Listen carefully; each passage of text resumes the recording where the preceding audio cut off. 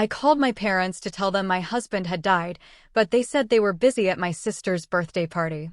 Days later, they came asking for 50% of the inheritance. My 8-year-old daughter handed them an envelope and said, "That's why you came, right?" When they opened it, their hands started shaking. My entire world shattered in an instant, but what followed was a betrayal so profound it taught me that grief isn't just about loss. It's about seeing who truly stands with you when everything else falls apart. I never imagined my own parents would abandon me in my darkest hour, let alone try to profit from my husband's death. I'm Rachel, 32 years old, and just a few weeks ago, my husband Kevin died of a sudden heart attack. The shock still hasn't worn off. When I called my parents, sobbing uncontrollably, my mother actually said, "We're celebrating Sophia's birthday right now. Can this wait until tomorrow?" My 8-year-old daughter, Lily, and I sat alone that night, holding each other, our world collapsing around us. I never imagined my family would abandon us, but what they did next was even worse. Kevin and I met during our sophomore year at Northwestern University.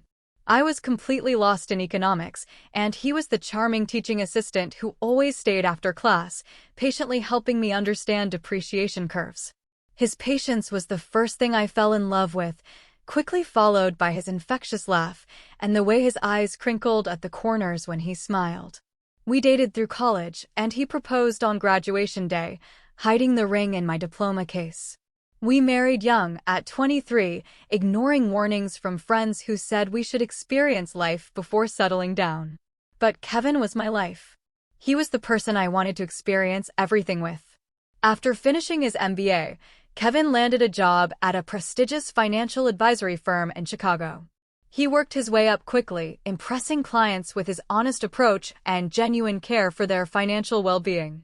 He wasn't just good with numbers, he was good with people. That combination made him exceptional at his job. We spent 5 wonderful years as a couple before deciding to try for a baby. What we thought would be an easy journey turned into 3 years of heartbreak, 2 miscarriages, countless doctor appointments, and 1 failed round of IVF. We were emotionally exhausted and financially drained. We just started discussing adoption when I unexpectedly became pregnant with Lily. The pregnancy was difficult. I was on bed rest for the final 2 months. Kevin worked from home to take care of me. He'd bring me breakfast in bed, massage my swollen feet, and read pregnancy books aloud to both me and our unborn daughter. When Lily finally arrived, Kevin cried harder than I did, holding her tiny body against his chest like she was made of glass. For 8 beautiful years, we were the family I'd always dreamed of having. Kevin coached Lily's soccer team despite knowing nothing about soccer. He learned alongside her, watching YouTube tutorials at night after she went to bed. He never missed a school event or a doctor's appointment. His calendar was filled with reminders about Lily's activities, color-coded by importance. There were warning signs about his health that we both ignored. Occasional chest pains he attributed to stress, shortness of breath he blamed on being out of shape. The doctor said his slightly elevated blood pressure was normal for a man approaching 40 with a high-pressure job. Take some aspirin, exercise more, cut back on sodium, standard advice we took too casually. The morning it happened started like any other Tuesday. Kevin made pancakes shaped like dinosaurs while I packed Lily's lunch. He kissed us both goodbye, promised to be home early for Lily's school art show, and headed to work. His last words to me were, "Don't forget to pick up more maple syrup. The real stuff, not that corn syrup garbage." Such a mundane final conversation. At 10:47 a.m., my phone rang. It was Amanda, Kevin's assistant. Her voice was shaking so badly I could barely understand her. "Rachel." Kevin collapsed during a client meeting. "The ambulance is here. They're taking him to Northwestern Memorial." I remember dropping my coffee mug. The sound of ceramic shattering on tile seems to echo in my memory. I called our neighbor Ellen to pick up Lily from school, then drove to the hospital, breaking every speed limit. I prayed the entire way, bargaining with God in desperate whispers. But I was too late. Kevin was pronounced dead at 11:23 a.m., minutes before I arrived. Massive heart attack, they said. Nothing could have been done, they assured me, as if that made it better somehow. Seeing Kevin's body was surreal. He looked like he was sleeping, except for the unnatural stillness of his chest. His skin was still warm when I touched his face. I kept expecting him to open his eyes, to smile, and tell me this was all a terrible mistake. The next few hours passed in a blur of paperwork and phone calls. The funeral home needed decisions I wasn't prepared to make: cremation or burial. What kind of service? Did he have a favorite suit? Questions that seemed impossible to answer when all I wanted to do was crawl into bed with my husband one last time. The hardest part was driving home, knowing I had to tell Lily that her father was never coming back. How do you explain death to an 8-year-old? How do you tell her that the daddy who made dinosaur pancakes that morning was gone forever? Telling Lily about her father was the most difficult moment of my life. When she got into my car after school, she immediately sensed something was wrong. "Where's Daddy?" "He promised to come to my art show tonight," she said, her backpack clutched in her small hands. I pulled over to the side of the road because I couldn't focus on driving. Turning to face her, I took her hands in mine. "Lily, something very sad happened today. Daddy got very sick at work and his heart stopped working." Her face scrunched in confusion. "Can the doctors fix it?" The innocent hope in her question broke something inside me. "No, sweetie. When someone's heart stops working completely, the doctors can't fix it. Daddy died today." She stared at me for what felt like an eternity, her blue eyes so much like Kevin's, processing this incomprehensible information. Then she asked, "Does that mean Daddy isn't coming home ever?" When I nodded, unable to speak through my tears, she let out a wail that didn't sound human.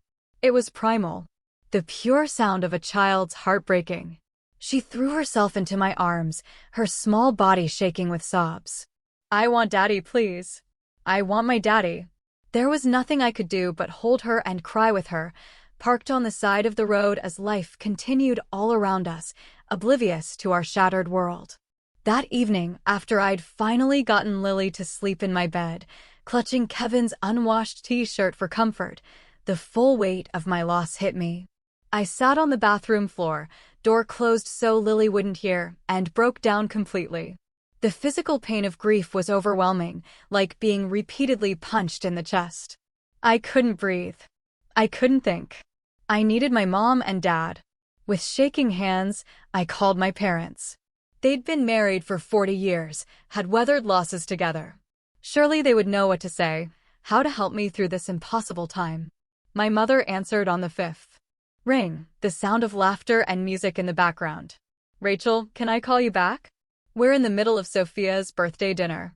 "Mom," I choked out, barely able to form words through my sobs. "Kevin died this morning. He had a heart attack at work. He's gone." There was a pause, and I heard her cover the phone and say something to someone else. When she returned, her voice was slightly more somber but still distracted. "Oh my goodness, that's terrible. Are you sure? Maybe there's been a mistake." "I saw his body, Mom." "There's no mistake." The fact that I had to convince my own mother that my husband was actually dead felt like another trauma on top of everything else. "Well, this is quite a shock, but sweetie, we're in the middle of Sophia's 40th birthday celebration. Everyone's here. We've got the caterers. Can you manage tonight and we'll come by tomorrow when things settle down?" I couldn't believe what I was hearing. My sister's birthday party took precedence over her son-in-law's death, over her daughter and granddaughter's acute grief. My father got on the phone then. "Rachel, this is awful news. Was Kevin's life insurance policy up to date? You know, you should call the company first thing tomorrow." Not, "I'm coming right over." Not, "What can we do to help?" But a question about life insurance while my husband's body was barely cold. "I can't believe this is your response," I said, my voice hollow. "My husband just died. Lily lost her father. And you're at a party." "Now, Rachel," my father said in that condescending tone he'd used throughout my childhood, "Sophia has been planning this milestone birthday for months. Everyone took time off work to be here. We can't just walk out. Be reasonable." "Reasonable?" As if grief followed any rules of reason. "Forget I called," I said, and hung up. Within minutes, my phone was flooded with text messages from friends who had somehow heard the news. Kevin's college roommate Brian, my colleague Jennifer, Even my old high school friend Taylor, who I hadn't spoken to in years, all offering condolences, asking what they could do to help. Strangers showed more compassion than my own family. My neighbor Ellen came over with a casserole and sat with me at the kitchen table as I tried to make a list of people to notify. She offered to stay the night, but I declined. I needed to be alone with Lily, to start figuring out how we would navigate this new, terrifying reality without Kevin. That first night was endless. Lily had nightmares and kept waking up, calling for her daddy. I lay beside her, stroking her hair and telling her stories about Kevin, about how much he loved her, about how brave he thought she was. Eventually, she fell into an exhausted sleep, but I remained awake, staring at the ceiling. The absence of Kevin's warmth beside me was an unbearable void. Morning came, and with it, the crushing realization that this wasn't a nightmare I could wake from. This was our life now. A life without Kevin. A life where my own parents couldn't be bothered to show up when I needed them most. Kevin's funeral was scheduled for Saturday, 4 days after his death. Those days passed in a fog of arrangements, paperwork, and trying to comfort Lily while barely holding myself together. My parents called once briefly to ask what time the service started and if they should wear black or if it was a celebration of life with colorful attire. They didn't offer to help with arrangements or ask how Lily was coping. The day of the funeral dawned bright and sunny, cruelly beautiful for such a dark occasion. Lily insisted on wearing a blue dress because Daddy always said I looked like a princess in blue. I helped her with her hair, weaving a small braid along her temple the way Kevin used to do on special occasions. We arrived at the funeral home an hour early to greet people. Kevin's colleagues from the financial firm came first, somber in their dark suits, many of them openly crying. They had lost not just a coworker, but a friend. They each took time with Lily, sharing small stories about her father that she might treasure later. My parents and Sophia were supposed to arrive early too, but they texted 20 minutes before the service was scheduled to begin, saying they were running late due to traffic. They finally walked in as people were being seated, making a small commotion as they found places in the front row that I had reserved for family. My mother hugged me briefly, her perfume overwhelming. The traffic was terrible and Sophia had a hard time finding something appropriate to wear on such short notice. Short notice? As if Kevin's death were an inconvenient dinner party. Throughout the service, I was acutely aware of Sophia checking her phone, my father glancing at his watch, my mother dabbing at dry eyes for show. Meanwhile, Kevin's colleagues and our friends were genuinely distraught, their grief palpable and real, in contrast to my family's detachment. Kevin's brother, Marcus, showed true devastation. He had flown in from Japan where he taught English, arriving just hours before the service. He looked exhausted and hollow-eyed, having clearly not slept on the 30-hour journey. He sat next to Lily, holding her hand throughout the service, their identical blue eyes filled with tears. When it came time for the eulogy, I wasn't sure I could do it. My legs felt like lead as I approached the podium. But then I looked at Lily, sitting there, so brave and small in her blue dress, and found the strength somewhere.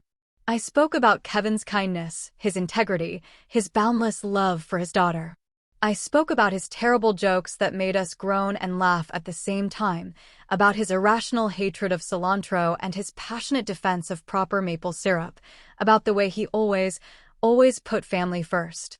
The bitter irony of those last words wasn't lost on me as I glanced at my parents, who were already gathering their things as I concluded, clearly eager to leave. During the reception at our house afterward, I overheard my father talking to my Uncle James near the drinks table. Kevin was doing very well at that firm. Partner track. The life insurance alone must be substantial. Not to mention the investments. Rachel will be set for life. It took everything in me not to confront him then and there, to demand how he could be thinking about money on the day we buried my husband. But I was too emotionally exhausted, too focused on making sure Lily was okay, to start a scene. My mother and Sophia barely helped with the reception, leaving most of the work to Kevin's colleagues' wives and my friends.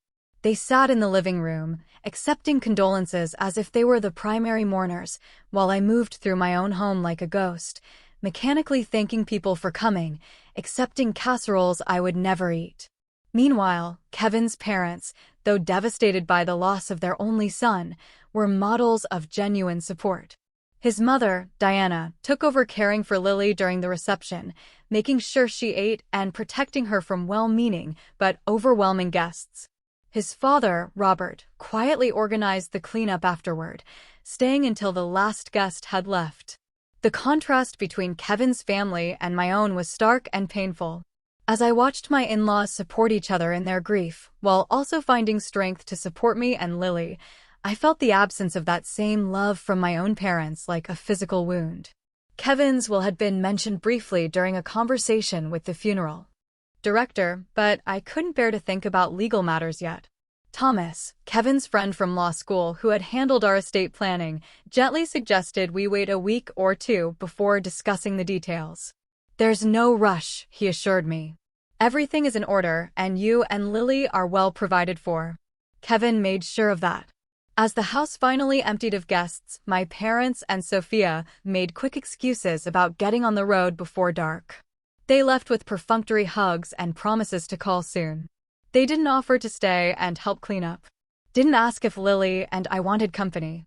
Didn't acknowledge that this would be our first night after officially saying goodbye to Kevin. Instead, Marcus and Kevin's parents stayed. Diana made up the guest room for Kevin's parents and the sofa for Marcus. "We'll be right here if you need anything during the night," Diana said, hugging me tightly. "You're not alone, Rachel. Remember that." But as I lay in bed that night, listening to Lily's soft breathing beside me, I couldn't help feeling that in one crucial way, I was very much alone. The people who should have been my first line of support, my bedrock in a time of crisis, had proven themselves unworthy of that role. 2 weeks after the funeral, I was sitting at the kitchen table trying to make sense of our health insurance situation when the doorbell rang. Lily was at school, her first week back since losing her father. The teachers were keeping a close eye on her and sending me regular updates, for which I was grateful. Through the peephole, I saw my parents standing on the porch, my father straightening his golf shirt, my mother checking her reflection in her compact mirror. I hadn't spoken to them since the funeral. They texted a few times with generic messages like, "Thinking of you and hope you're doing okay," but there had been no real communication. I opened the door, not bothering to hide my surprise. "I didn't know you were coming over. We thought we'd check in, see how you and Lily are doing," my mother said, brushing past me into the house. "Is she at school? Good. We can talk openly." That should have been my first clue that this wasn't simply a supportive visit, but I was too emotionally drained to pick up on the warning signs. They settled themselves in the living room while I made coffee, falling into the hostess role automatically, even though they should have been taking care of me. When I brought in the mugs, my father was examining the new sound system Kevin had installed just a month before his death. "Nice setup," he commented, running his hand along the speakers. Kevin had good taste in electronics. He did, I agreed, the simple past tense still a knife twist in my heart. After a few minutes of awkward small talk about Lily's school and my mother's garden club, my father cleared his throat in the way he always did before discussing serious matters. "Rachel, we wanted to talk to you about your situation," he began, setting his coffee mug down precisely on a coaster. "My situation? Your financial situation?" My mother clarified, exchanging glances with my father. "Now that you're adjusting to life without Kevin?" I stared at them, not comprehending at first what they were getting at. "I'm not sure what you mean. Kevin left us well provided for." "Yes, well, that's what we wanted to discuss," my father said, leaning forward. "Your mother and I are getting older. Our retirement fund took a hit in the last market downturn, and with healthcare costs what they are." The implication hung in the air for a moment before I understood. "Are you asking me for money?" Now, my mother had the grace to look slightly embarrassed, but my father pressed on. "We thought, given Kevin's position at the firm and his life insurance policy, that you might be in a position to help family. After all, we are your parents." The audacity of their request left me momentarily speechless. My husband wasn't even cold in his grave, and they were here with their hands out. "How much are you thinking?" I asked, my voice flat. My father, apparently missing my tone completely, brightened. "Well, we were thinking something substantial would make sense." Perhaps 50% of the life insurance payout. That would secure our retirement and leave plenty for you and Lily. 50% of my widow daughter's support to secure your retirement? I repeated the words slowly, making sure I understood.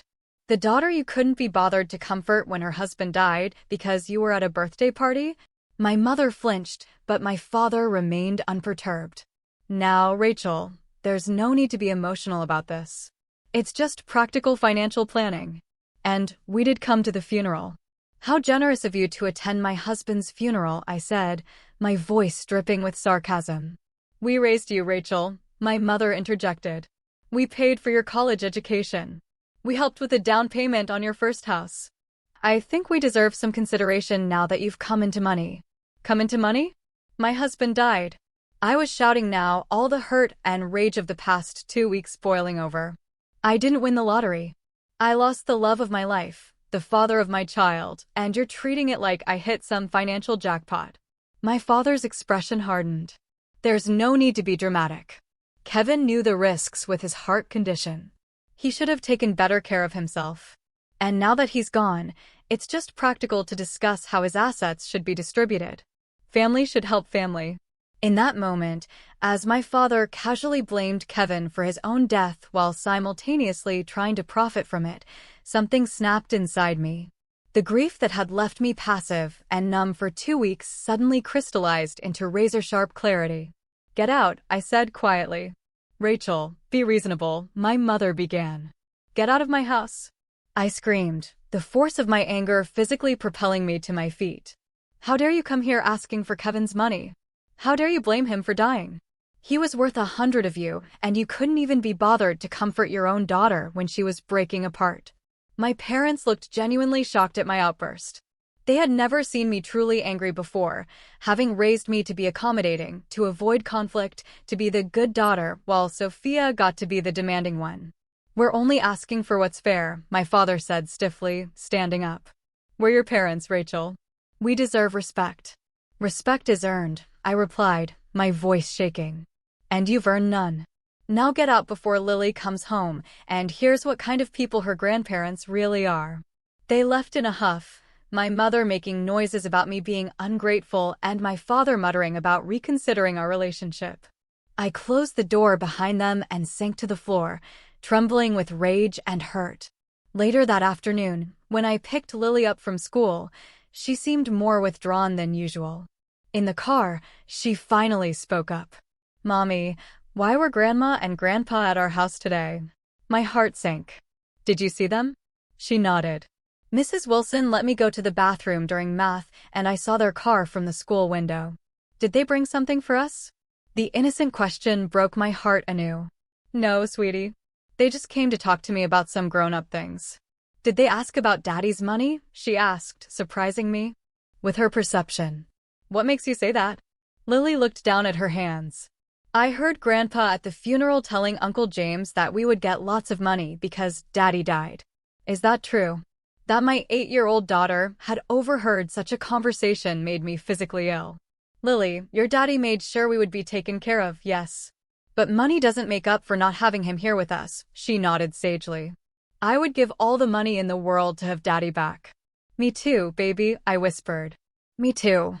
That night, I called Marcus, who had returned to Japan but was planning to come back for an extended stay during his summer break to help us adjust. I told him about my parents' visit and their demand. Are you kidding me? He exploded. They want half of Kevin's life insurance? That's insane, Rachel. I know. I still can't believe they actually asked. But I'm worried they might not let it go. My father can be very stubborn when he thinks he deserves something. Marcus was quiet for a moment. Kevin talked to me about his financial planning, you know. He was very thorough, wanted to make sure Lily would be taken care of through college and beyond if anything happened to him. He would be furious about your parents trying to take that security away from her. I know, I said softly, the familiar ache of missing Kevin intensifying. I think I need to talk to Thomas about the legal situation, just to be prepared. That's a good idea, Marcus agreed. And Rachel, don't let them manipulate you. Kevin protected you and Lily for a reason. The next day, I met with Thomas at his office. He was sympathetic but not surprised by my parents' behavior. Unfortunately, I see this kind of thing more often than you'd think, he said, reviewing Kevin's will and insurance documents. But I can assure you everything is airtight. Kevin designated you as the sole beneficiary of his life insurance and retirement accounts.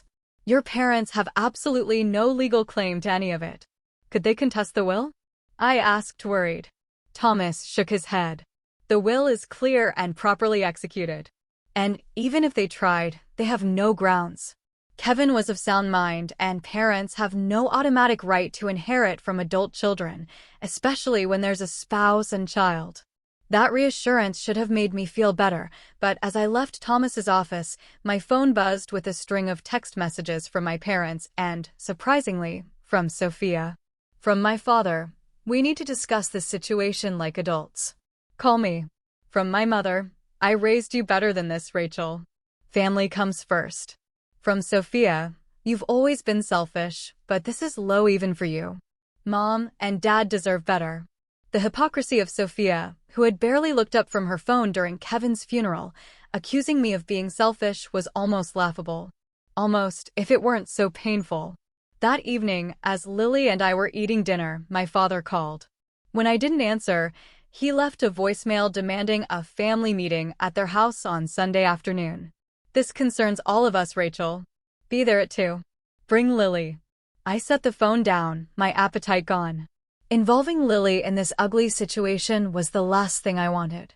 But maybe it was time to have everything out in the open, to make a final break if necessary. With Thomas's reassurance about the legal aspects, I felt more confident in standing my ground. "Was that Grandpa?" Lily asked, pushing her peas around her plate. "Yes," I admitted. "He wants us to come over on Sunday." Lily was quiet for a moment, then asked, "Do we have to go?" The fact that my daughter, who had once loved visiting her grandparents, now seemed reluctant, spoke volumes. "I think we should," I said carefully. "Sometimes it's important to face difficult situations directly." She nodded, a look of determination crossing her face that reminded me painfully of Kevin. "Okay, but can I bring something with me?" "I have an idea." "What kind of idea?" I asked, curious about her sudden intensity. "Just something Daddy taught me about standing up for yourself," she said cryptically. "Can I use the computer after dinner?" Agreed. I wondered what my 8-year-old was planning, but trusting that whatever it was, it came from the good heart and strong values her father had helped instill in her. The days following my parents' visit were filled with conflicting emotions. Grief for Kevin remained a constant, heavy weight, but now it was complicated by anger and betrayal toward my family. In quiet moments, when Lily was asleep, I found myself revisiting memories from childhood, seeing them in a new, harsh light. There were the dance recitals where my parents left early to make it to Sophia's softball games, but never the other way around. The Christmas when I received practical clothes while Sophia got the expensive art supplies we both had asked for. The way my academic achievements were expected while Sophia's C grades were celebrated as trying her best. Small inequities that seemed insignificant individually but formed a pattern when viewed collectively. I called Amanda, Kevin's assistant, who had become a friend in the weeks since his death. "Am I overreacting?" I asked her after explaining my parents' demand. "Is it normal to feel this angry, or is it just grief making everything worse?" "Rachel," she said firmly, "if my parents had done that to me, they'd be dead to me. What they did is beyond inappropriate. It's cruel." Her validation helped, as did a long conversation with Marcus that evening. He was planning to take a leave of absence from his teaching position to come stay with us for a few months, a kindness that brought me to tears. "Kevin made me promise," he explained. "Years ago, when you were pregnant with Lily, he made me swear that if anything ever happened to him, I would be there for you both. I intend to keep that promise." The contrast between Marcus's loyalty to his brother's wishes and my own parents' behavior couldn't have been starker. Meanwhile, Lily had been unusually focused on some project she was working on in her room, hunched over her desk with colored pencils and paper. When I asked what she was doing, she just smiled secretively and said, "Something important for Sunday." On Saturday, I decided to review Kevin's financial documents more thoroughly, wanting to be fully informed before the confrontation with my family. Kevin had been meticulous about our finances, keeping everything organized in a home office filing cabinet. As I went through the folders, I found a sealed envelope with my name on it in Kevin's handwriting. With trembling hands, I opened it to find a letter dated just 3 months earlier, around the time of his last physical.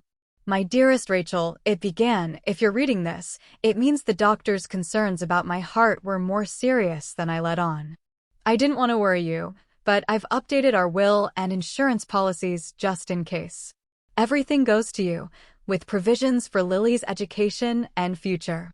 Use it well, live fully, and know that my greatest joy was being your husband and Lily's father.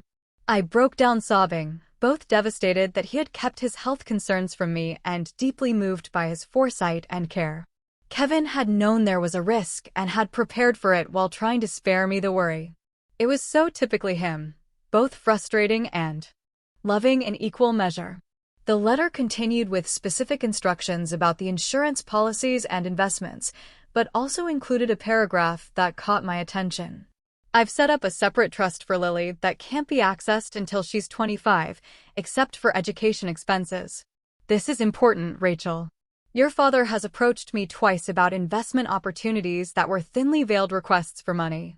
I declined politely, but he seemed to think my death would create an opportunity for him to access funds through you. Don't let that happen. Your parents have made poor financial choices for years, and while I sympathize, Lily's future cannot be compromised to bail them out. The revelation that my father had already tried to get money from Kevin while he was alive added another layer of betrayal. Kevin had protected me from this knowledge, probably trying to preserve my relationship with my parents. Even in this, he had put my feelings first. Armed with this new information, I called Thomas again to verify that the trust Kevin mentioned was indeed secure from any claims. He assured me it was ironclad and also suggested I bring a copy of Kevin's letter to the family meeting.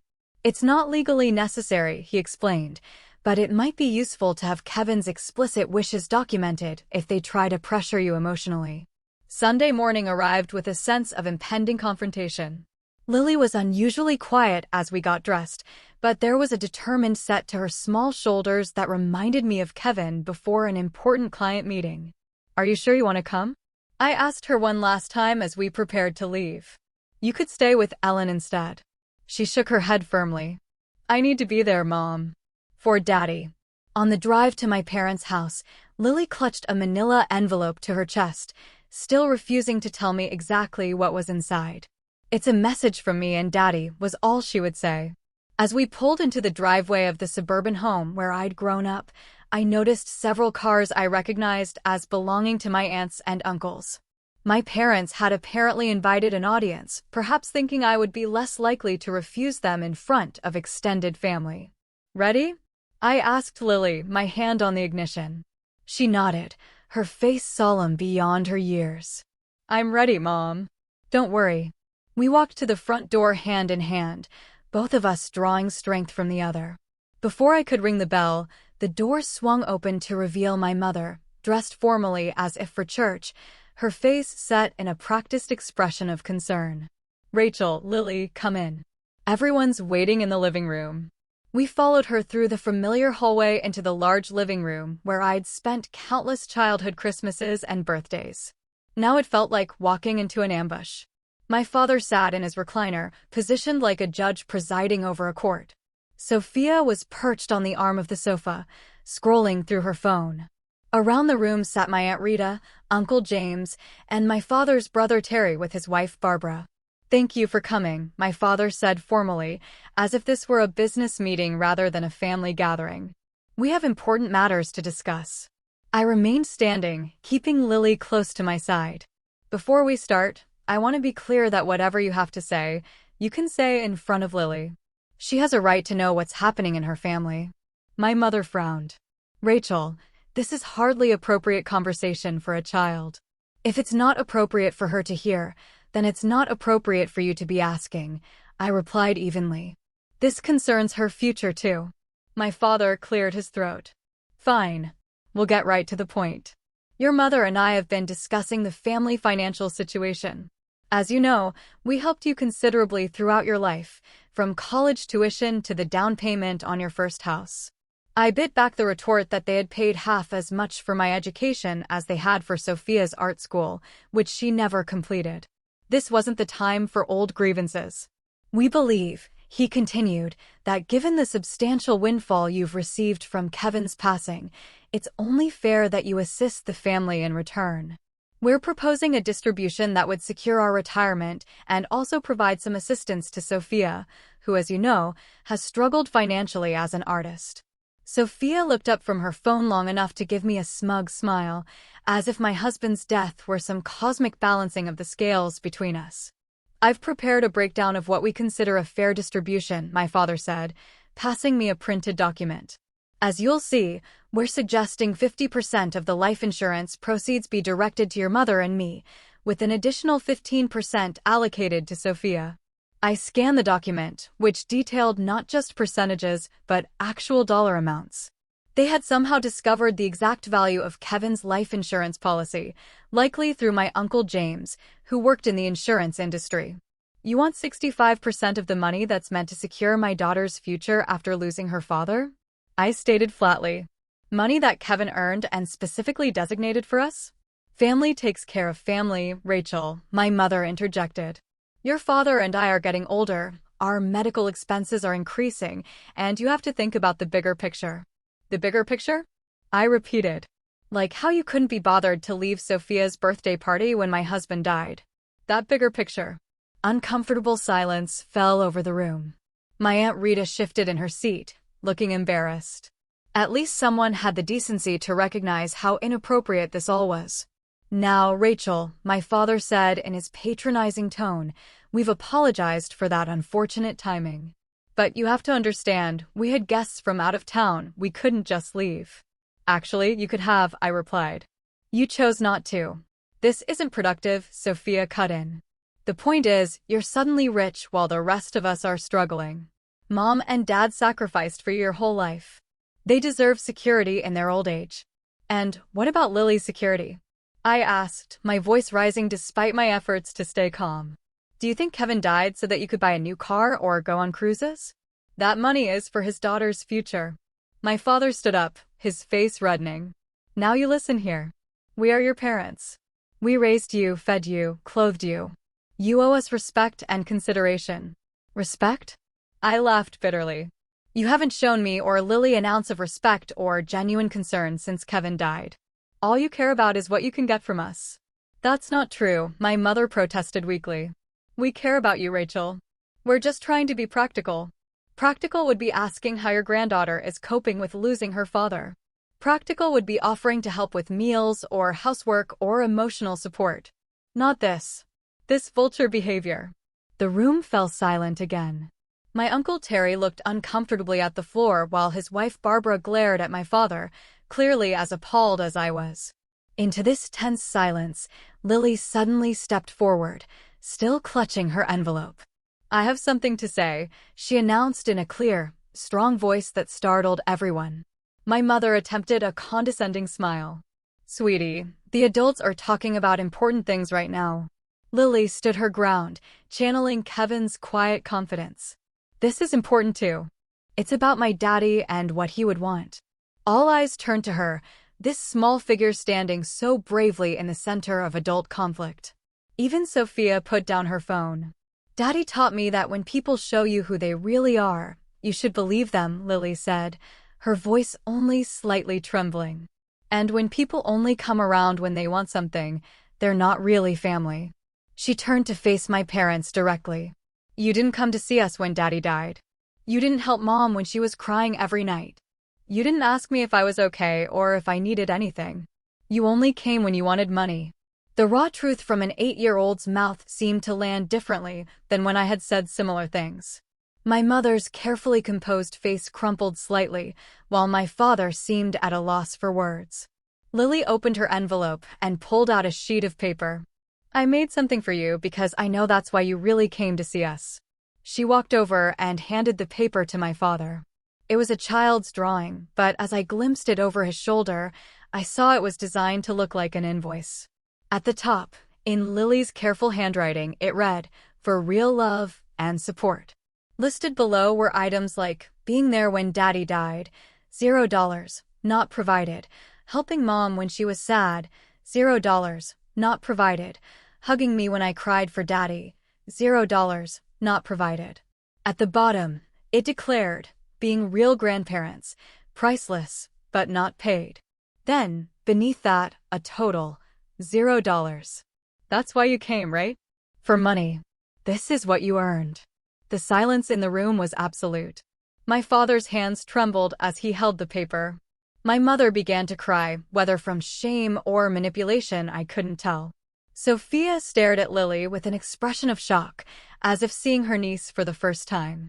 I think we're done here, I said quietly, taking Lily's hand. Don't contact us again unless it's to apologize and show genuine change. Lily deserves better grandparents than you've been. And I deserve better parents. As we walked out, leaving my stunned family behind, I felt a strange mixture of sorrow and liberation. We had lost more than Kevin. We had lost the illusion of a supportive extended family. But in that loss, there was also clarity and the freedom to rebuild our lives without toxic obligations. In the car, I hugged Lily tightly. That was incredibly brave. I'm so proud of you. She hugged me back. Daddy always said we have to stand up for what's right, even when it's hard. Was I right, Mom? Yes, baby, I assured her, tears streaming down my face. You were absolutely right. The drive to my parents' house had been tense, with Lily unusually quiet beside me, that manila envelope clutched tightly in her small hands. I'd been so focused on preparing for the confrontation with my parents that I hadn't paid enough attention to what my daughter was planning. Now, as we drove away from the house where I grew up, I felt equal parts pride in her courage and sadness that she had to grow up so fast. Lily, how did you come up with that idea for the bill? I asked as we drove home. She gazed out the window for a moment before answering. Daddy and I were watching a movie once where someone gave an invoice to a mean person. Daddy said, sometimes people need to see on paper what they're really worth. Her voice cracked slightly. I think Grandpa and Grandma needed to see that they haven't been worth much to us lately. The wisdom in her words, echoing Kevin's values, brought fresh tears to my eyes. Your daddy would be so proud of you today, I told her, reaching over to squeeze her hand. So am I. My phone began buzzing incessantly with calls and texts from my family, but I ignored them all. This wasn't a negotiation, it was a boundary being firmly established. Whatever fallout came from this confrontation would have to wait until Lily and I had processed what had happened. When we got home, Marcus was waiting on our porch. He had flown in early from Japan, wanting to surprise us, and Ellen had given him the spare key to wait inside. Seeing him, so much like Kevin in his gestures and smile, was both painful and comforting. How did it go? He asked, embracing us both. Aunt Lily was amazing, Lily declared before I could answer. She stood up to Grandpa and made him see that he was being mean about Daddy's money. Marcus raised an eyebrow at me. Aunt Lily. I smiled despite everything. Apparently, I've been promoted from Mom to Aunt Lily for bravery points. Over dinner, we told Marcus everything that had happened at my parents' house. His expression darkened when I described my father's distribution plan, but he broke into a proud smile when Lily explained her invoice idea. That's pure Kevin right there, he said, ruffling Lily's hair. Creative problem solving with just the right amount of well-deserved guilt trip. That night, after Lily went to bed, Marcus and I sat in the kitchen, drinking tea and talking about next steps. They'll try again, he warned me. People like your parents don't give up easily when money is involved. I nodded, thinking of my father's stubborn persistence throughout my childhood. I know, but I'm not going to give in. Not just because it's wrong, but because it would betray Kevin's explicit wishes. Have you thought about what this means for your relationship with them going forward? Marcus asked gently. It was a question I'd been avoiding since the confrontation. I don't know, I admitted. Part of me wants to cut them off completely. They've shown their true colors so clearly. But another part of me wonders if that's fair to Lily. They're her only grandparents on my side. Are bad grandparents better than no grandparents? Marcus countered. Kevin's parents adore Lily, and they actually show up for her. Quality over quantity, right? He had a point. Diana and Robert had called Lily every other day since Kevin's death, sent care packages, and were planning an extended visit. They were grieving too, but they put their granddaughter's needs first. The next morning, my phone showed 8 missed calls from my mother, 3 from my father, and 1 from Sophia. There were also numerous text messages ranging from angry accusations to tearful apologies that felt more like manipulation than genuine remorse. I decided to respond to just one message from my mother. "We need to talk about what happened." My reply was simple: there's nothing to talk about until you can acknowledge the harm you've caused and show real change. Lily and I need time and space. Then I blocked their numbers, a temporary measure to give us breathing room. I also emailed Thomas to inform him of what had transpired and asked him to be on alert for any legal maneuvers my parents might attempt, though he had assured me they had no grounds for any claims. Over the next few days, my parents tried various approaches to re-establish contact. They sent flowers with apology cards that spoke vaguely of family misunderstandings. They attempted to reach me through mutual friends. My father even showed up at my workplace, only to be turned away by security when I refused to see him. Surprisingly, it was my Aunt Barbara, Uncle Terry's wife, who provided an unexpected source of support. She called from her personal phone, which I hadn't blocked, asking if we could meet for coffee. Wary but curious, I agreed. "I want you to know that not everyone in the family supports what Brad and Carol did," she told me when we met, referring to my parents. Terry and I were horrified. We only went to that meeting because they told us it was about planning a memorial scholarship in Kevin's name. Her honesty was refreshing, and it helped to know that not all of my extended family were complicit in my parents' scheme. "They've always favored Sophia," Barbara continued, confirming what I'd felt but doubted for years. "We've all seen it, but no one wanted to interfere. Maybe we should have." A week after the confrontation, a formal letter arrived from my father, written on his business stationery as if to lend weight to his words. It stated that unless I was willing to come to a reasonable financial arrangement with them, they would be forced to reconsider our relationship with you and Lily entirely. It was meant to be threatening, I suppose, this idea that they would cut us off. Instead, it felt like permission to move forward without the burden of toxic relationships. I filed the letter with Thomas in case it was ever needed as evidence of their intentions.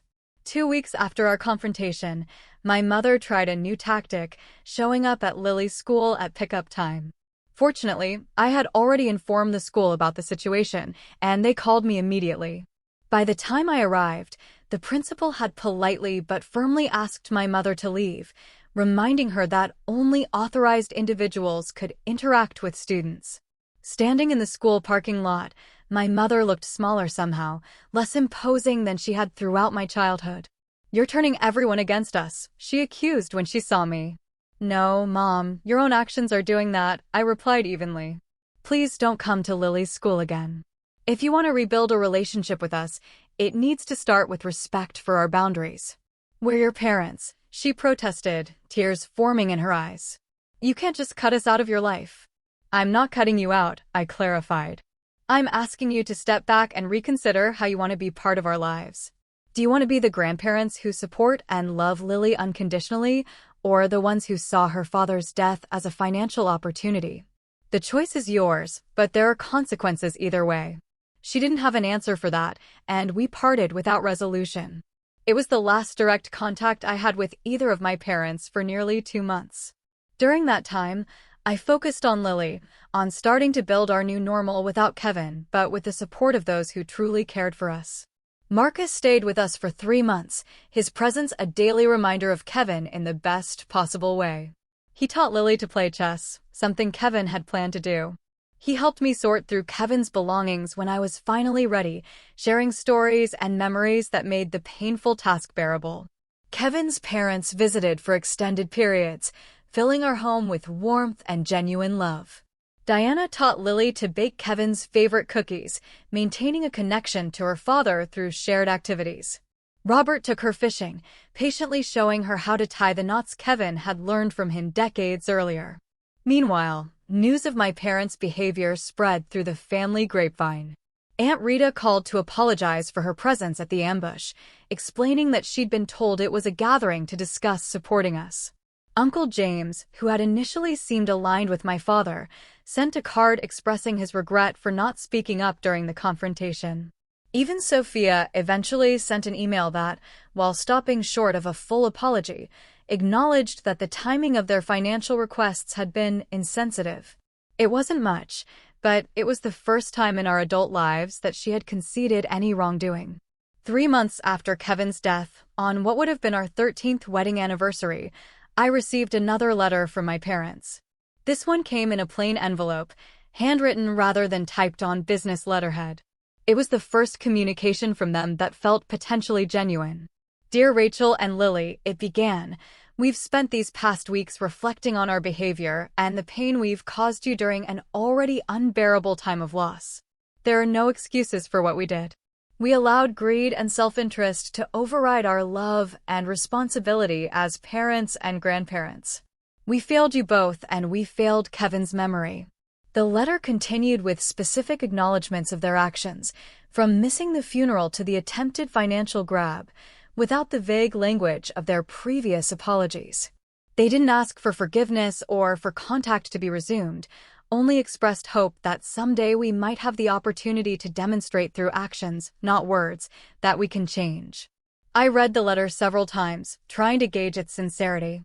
Then I showed it to Marcus before deciding whether to share it with Lily.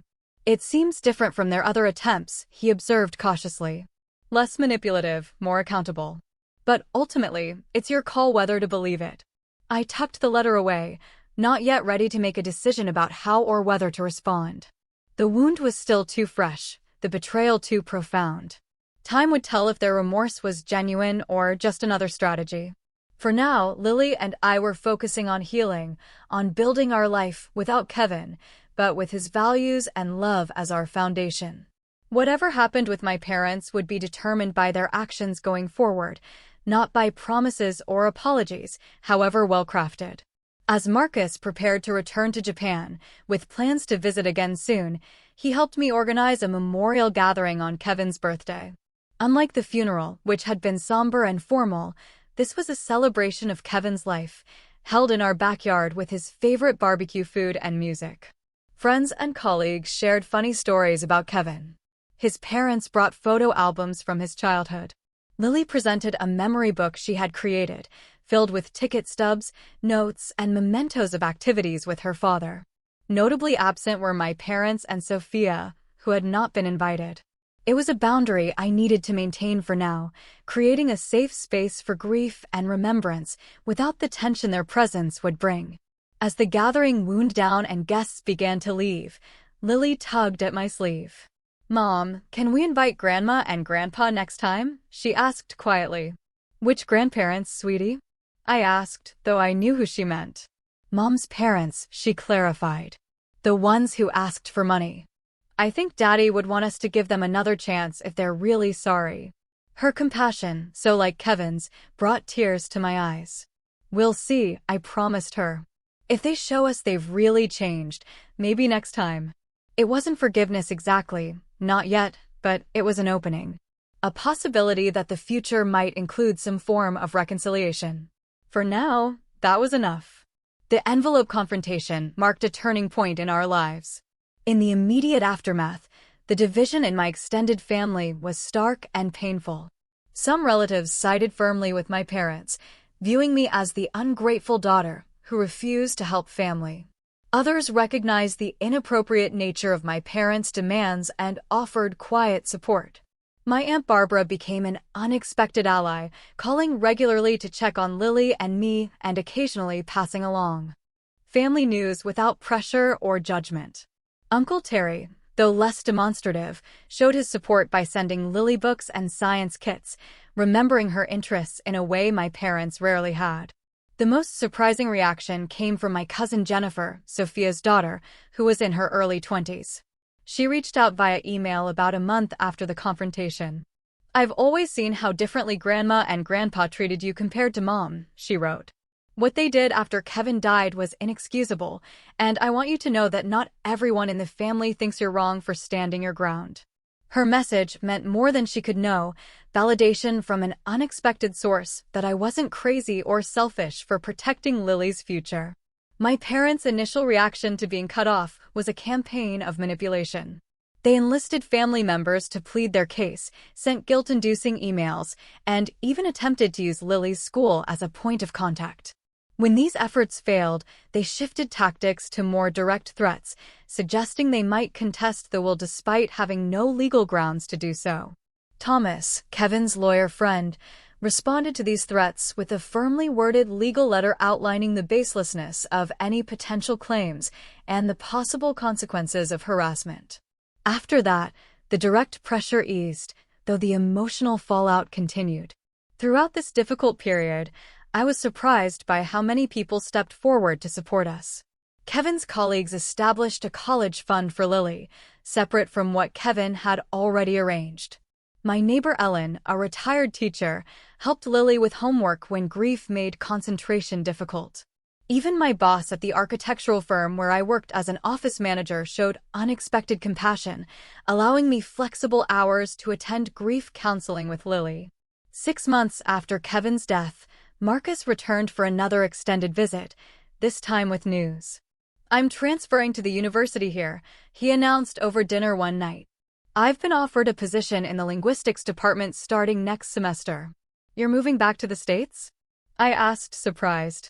Marcus had been living in Japan for nearly a decade. He nodded, glancing at Lily, who was practically bouncing with excitement. "Kevin made me promise to be there for you both. It's easier to keep that promise if I'm in the same country, ideally the same city." The decision to reconfigure our lives without Kevin wasn't simple, but having Marcus nearby made it easier. He didn't try to replace his brother, but his presence kept Kevin's memory alive for Lily in countless small ways, from the same quirky sense of humor to shared mannerisms that sometimes caught me off guard.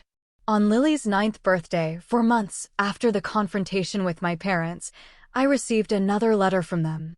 This one came with a modest gift for Lily, a book about astronomy that actually aligned with her interests, suggesting a level of thought that had been missing from previous gifts of pink princess items she had never cared for. The letter acknowledged the hurt they had caused and asked not for money or even forgiveness, but simply for the opportunity to see Lily on her birthday, even if just for 15 minutes in a public place of your choosing, with you present the entire time. After discussing it with Lily, who was cautiously open to the idea, I arranged for a brief meeting at her favorite ice cream shop. I set clear boundaries in my response. This was not a resumption of normal relations, but a tentative first step that would depend entirely on their behavior. The meeting was awkward, but surprisingly free of drama. My parents seemed genuinely chastened, focusing entirely on Lily, asking appropriate questions about school and her interests without bringing up money, the past conflict, or making demands. They had clearly rehearsed their approach, but the effort itself showed a willingness to change that I hadn't expected. As we were leaving, my father asked quietly, "Could we possibly do this again sometime? Maybe next month?" It was the lack of entitlement in his request, the understanding that access to his granddaughter was a privilege to be earned rather than a right to be demanded, that made me consider it. "We'll see," I replied. "I'll let you know." That tentative beginning led to carefully structured occasional visits over the next few months. My parents remained on probation, so to speak, but they consistently respected the boundaries I established. They never mentioned money again, never tried to see Lily without my permission, and gradually demonstrated through actions rather than words that they understood the damage they had done. A year after Kevin's death, we held a memorial service on the anniversary. Unlike the confrontation several months earlier, I chose to invite my parents, making it clear that this was a significant test of their commitment to rebuilding our relationship. To my relief, they came, appropriately somber and supportive, bringing a photo album of Kevin at family gatherings that I hadn't even known existed. They stayed in the background, not making the day about them or their relationship with me, but simply honoring Kevin's memory alongside everyone else who had loved him. After the service, my mother approached me cautiously. "We've been seeing a family therapist," she confessed, "trying to understand where we went so wrong, not just after Kevin died, but throughout your life. It's been illuminating. It wasn't an overnight transformation, and there were still awkward moments and old patterns that emerged occasionally, but the effort was consistent. And over time, a new relationship began to take shape, one based on mutual respect rather than obligation or expectation. Sophia took longer to come around. Her initial reaction to being cut off from access to Kevin's money was anger and resentment, manifesting in nasty social media posts and attempts to turn family members against me. But as our parents gradually reformed their behavior, her position became increasingly untenable. Eventually, after nearly a year of minimal contact, she reached out with a genuine apology. "I've been jealous of you my whole life," she admitted during a tense coffee meeting. "You were always the smart one, the responsible one. When Kevin died and left you financially secure, it just amplified every insecurity I've ever had. It doesn't excuse what I did, but I want you to know I'm working on it." It was perhaps the most honest conversation we'd ever had as sisters. It didn't immediately repair our relationship, but it opened a door to the possibility of a healthier connection in the future.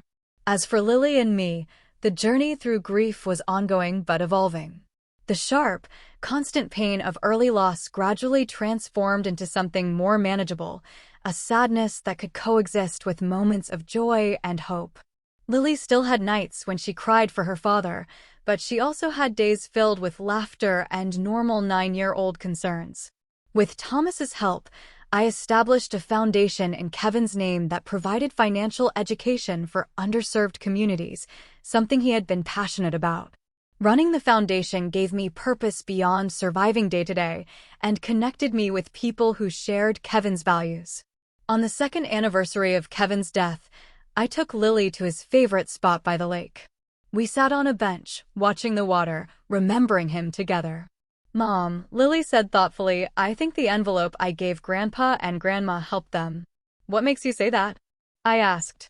"Well, they're different now. They listen more. They ask about my feelings. They remember what books I like." She picked up a stone and skipped it across the water the way Kevin had taught her. "Daddy always said, sometimes people need to see themselves clearly before they can change." "Your dad was very wise," I agreed, amazed yet again by my daughter's perception and resilience. "I still miss him every day," she said, "but I think he'd be happy about how we're doing, don't you?" I put my arm around her, this remarkable child who carried so much of her father in her. "Yes, baby," I said. "I think he'd be very proud of us both." The truth was, losing Kevin had revealed exactly who in our lives was truly family and who was not.